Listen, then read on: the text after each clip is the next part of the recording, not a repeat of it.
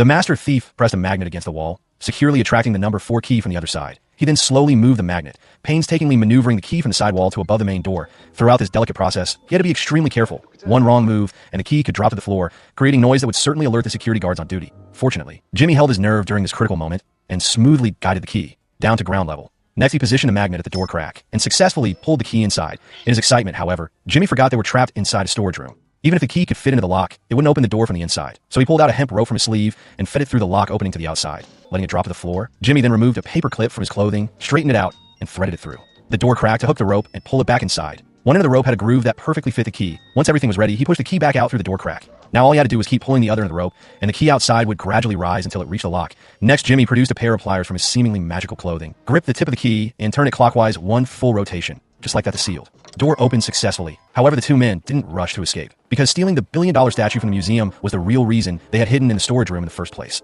Now their heist plan officially began. First, they removed the key from the door and covered the lock cylinder with tape. This would help them handle any emergency situations later. Then Jimmy pulled out a boomerang from his sleeve. His partner had no idea what this could be used for, but Jimmy didn't answer her. Instead, he went straight to the main hall and threw the boomerang, deliberately triggering the laser alarm system around the statue. When the alarm sounded, the security guards immediately became alert. Jimmy quickly ducked back into the storage room and used an iron hook to pull the door shut. Soon the guard arrived at the hall, and after seeing that the statue was still there, they all returned to their posts with relief. Before long, Jimmy repeated the same trick. He returned to the hall and used the boomerang to trigger the alarm again. The security guard were once again startled by the alarm and rushed out to check, but the statue remained in place. The head of security was furious. He assumed the alarm system was malfunctioning and was about to shut off its power. This was exactly the effect Jimmy had been hoping for.